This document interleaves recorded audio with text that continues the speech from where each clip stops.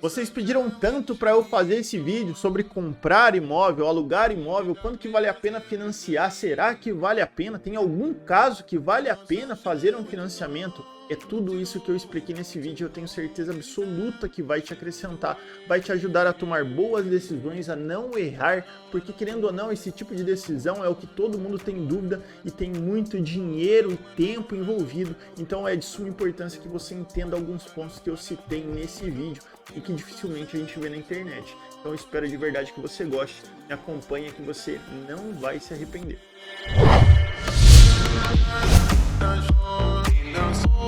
Fala pessoal, então vamos lá explicar toda essa questão de quando que vale a pena comprar um imóvel financiado, quando que não vale a pena. Vocês me perguntam muito isso nas redes sociais, então eu resolvi fazer esse vídeo para explicar o meu ponto de vista. Então antes da gente falar detalhadamente, queria dizer duas coisas. A primeira é, não se esquece de se inscrever no canal, isso me ajuda muito a chegar a mais pessoas, eu quero fazer esse canal crescer, então por favor não se esquece. E outra coisa é, tudo que eu vou falar aqui é o meu ponto de vista, obviamente que é baseado em argumentos que fazem sentido para mim. Mas está tudo bem se você não quiser, se você discordar, se você quiser fazer outra coisa com o seu dinheiro, se você não se importar com nada do que eu falo aqui.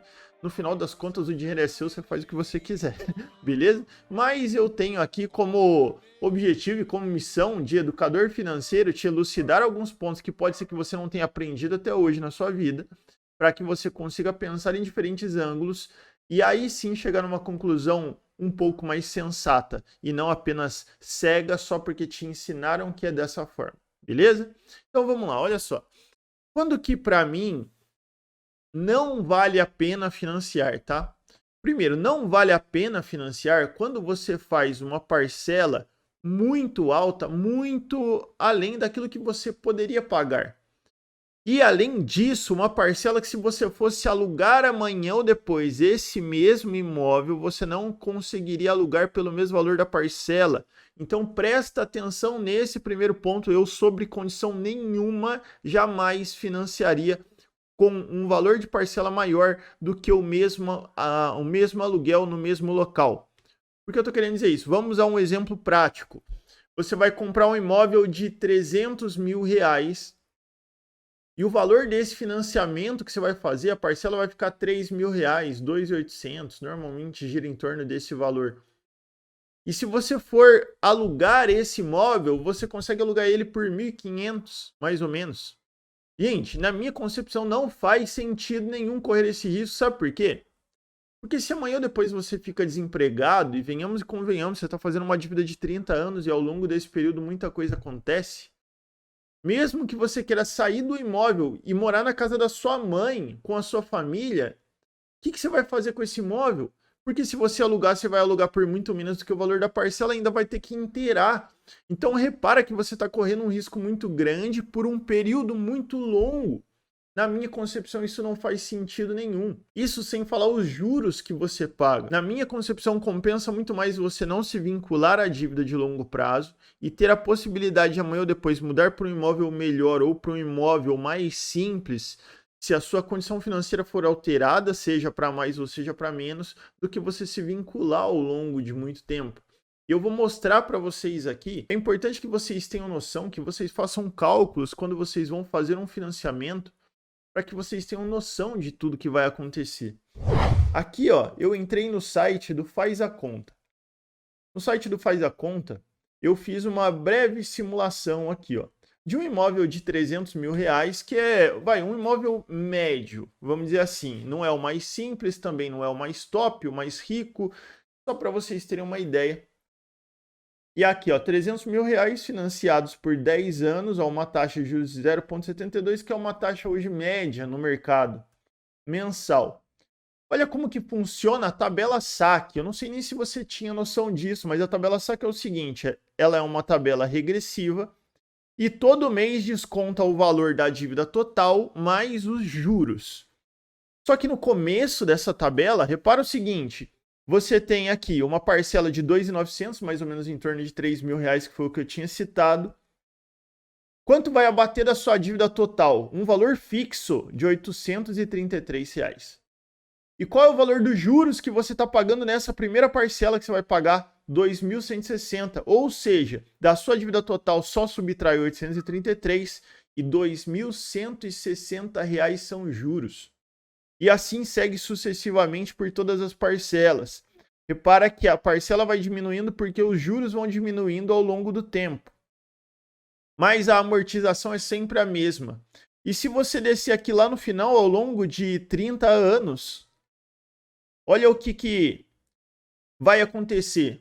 Você vai ter financiado um imóvel de R$300 mil e vai ter pago 689. Na verdade, vai 690 mil reais, sendo que 390 são juros. São juros. Então, repara que você se vincula por uma dívida de muito tempo. A possibilidade de você mudar de casa, gente, é muito grande. Hoje a gente vive num mundo muito louco. A gente muda de lugar a toda hora. Você recebe proposta de emprego. Então, a possibilidade de mudança é muito alta ao longo desse período. E a quantidade de juros que você paga é muito grande.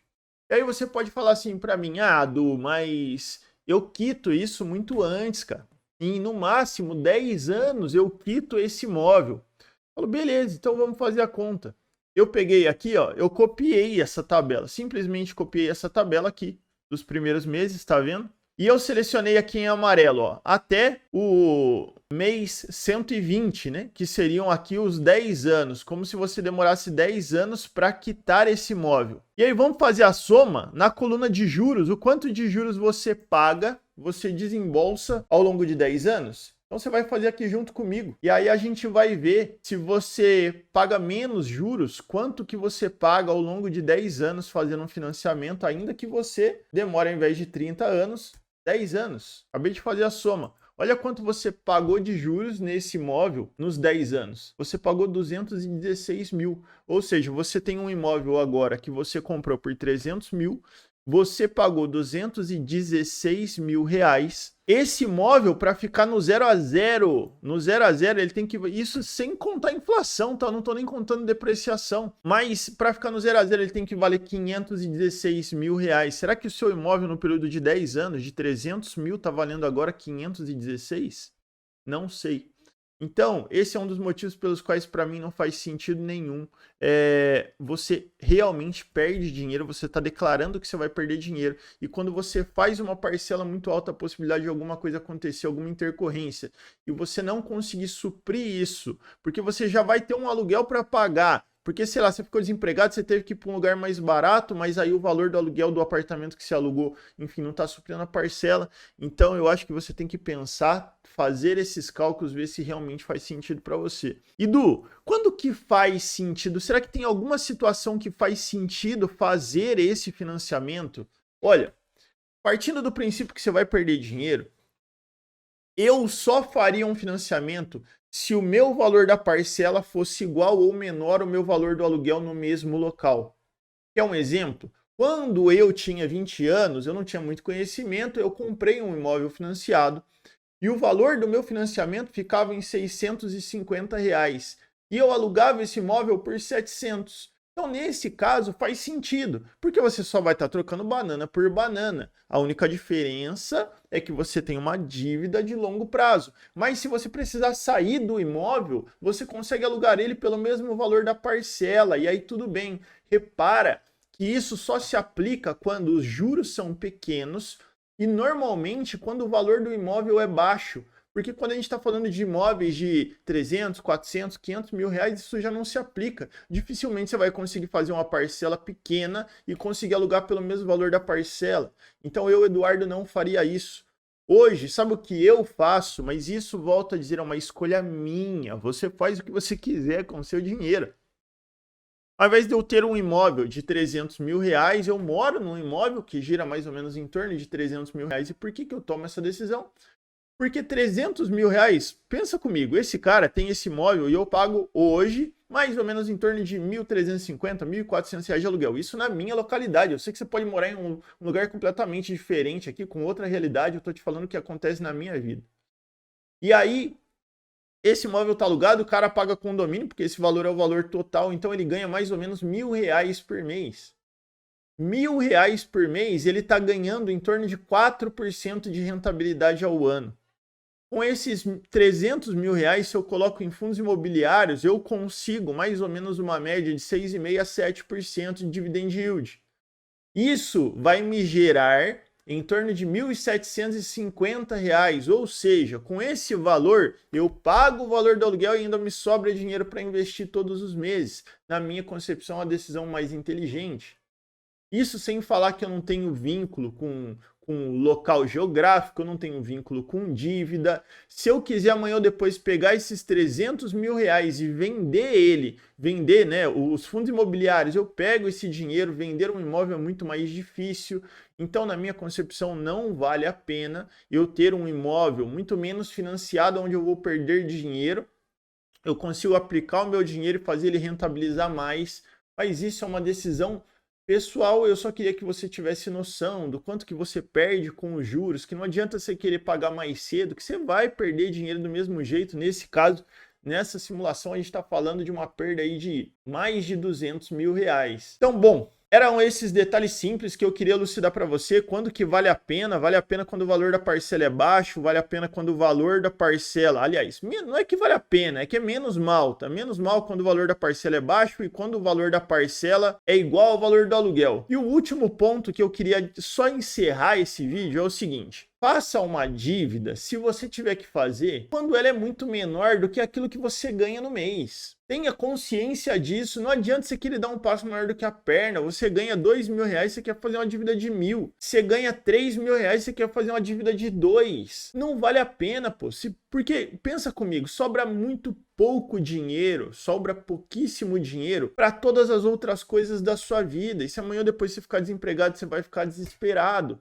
Que é um cenário horrível. Um cenário horrível que é praticamente você pedindo para quebrar. É você faz um financiamento de uma parcela alta, que você, se ficar desempregado, você não vai conseguir um emprego, talvez que você ganhe a mesma coisa tão rápido. Essa parcela é muito maior do que o aluguel no mesmo local, então você ganha 5 mil reais, fez uma parcela de 3 e o aluguel no mesmo lugar é 1.500. Pronto, você juntou tudo para quebrar. Porque a parcela é muito alta, se você precisar alugar, você não vai conseguir pagar, e o seu salário é muito próximo, sobra pouco, você não consegue juntar dinheiro para poder adiantar essa dívida.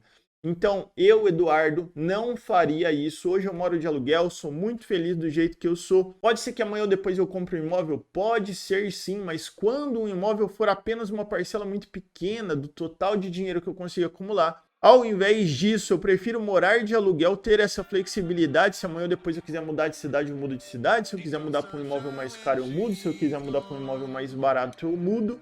E assim eu consigo flexibilizar e juntando um excedente do meu dinheiro, investindo todos os meses e conquistando, construindo patrimônio. Bom, essa é a minha linha de raciocínio. Eu queria saber de você, quais desses pontos você concorda, você discorda? Tem alguma observação pertinente que eu não fiz aqui que você acha que eu deveria ter feito? Coloca aqui embaixo, isso vai ser importante para mim, para eu poder entender seu ponto de vista também. Não se esquece de se inscrever aqui no canal, eu espero que você tenha gostado do vídeo. Comenta aqui embaixo, não se esquece, eu te espero no próximo. Grande abraço!